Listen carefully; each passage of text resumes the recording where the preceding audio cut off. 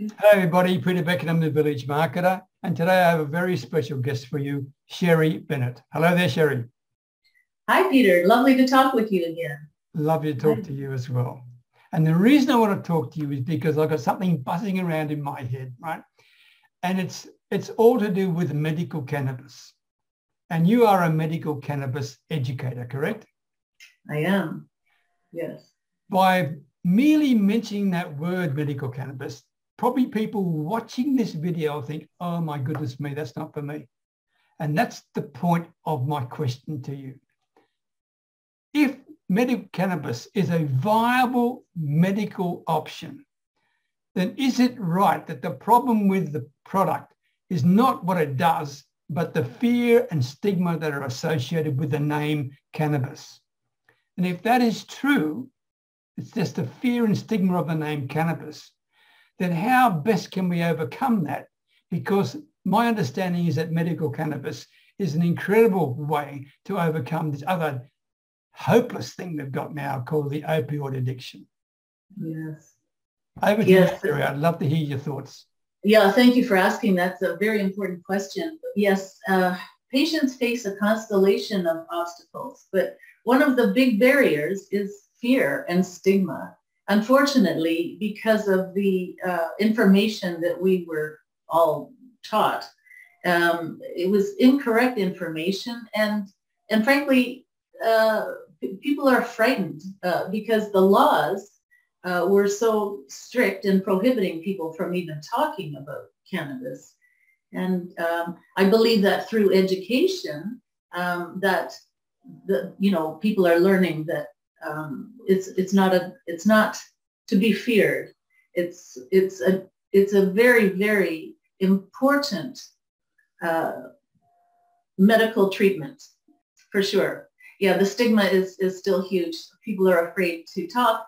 Sometimes when I started out this, people were afraid to open their email addresses or open my emails if it had the word cannabis in it, for instance. And that's changing. But I think the only remedy for that is for people to listen to others that have stories, of hope and healing, and also to listen to others with lived experience. So I know well-meaning doctors and professionals are trying really hard now to understand the medical science, because many people are coming forward. Highly educated professionals, well-functioning people now are starting to talk about their own experience with medical cannabis on podcasts, for instance.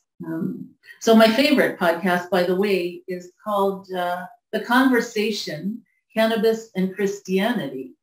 So on that platform, Miguel Torres, the host, interviews fascinating people, professionals, CEOs of cannabis companies, indigenous people, people that are doctors, cannabis lawyers, and once again, well-functioning professionals that have been taking cannabis to treat a whole wide range of conditions.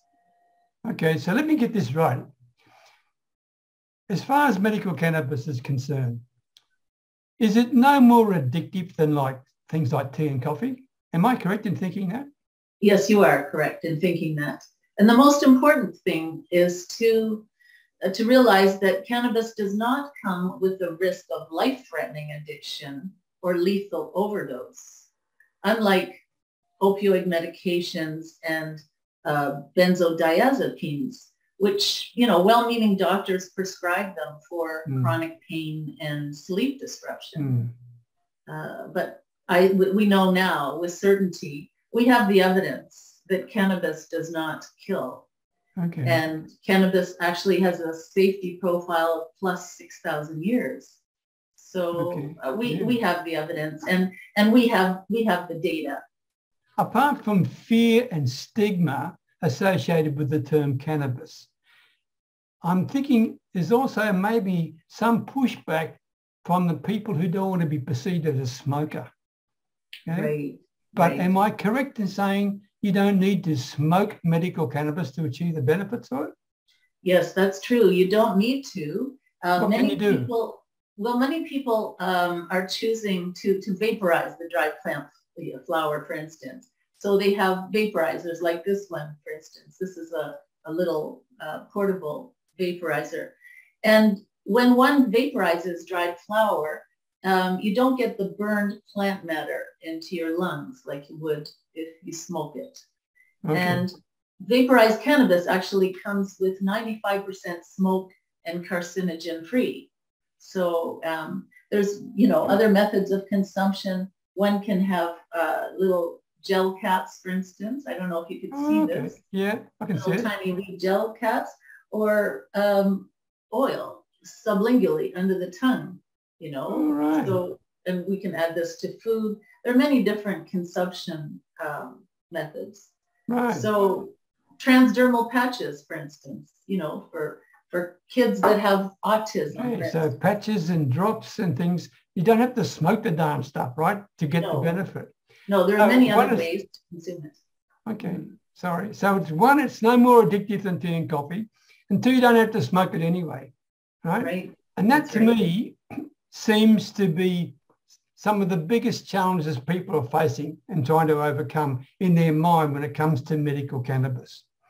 And if that's the case, they need to talk to people like you, because you're a medical cannabis expert, a medical cannabis educator. And what would be the best way for them to contact you? Well, through my website, which is called letstalkcannabis.ca. It's a Canadian educational platform with lots of really good education and information. Excellent. Letstalkcannabis.ca. That's right. Okay. Thank you very much, Sherry, for sharing your valuable time. And thank you for answering my probably ignorant questions, but they probably are questions in many other people's minds as well. Yes, they are, I'm sure. Thank you so very much, Peter. Thank you. Okay. Thank you very much.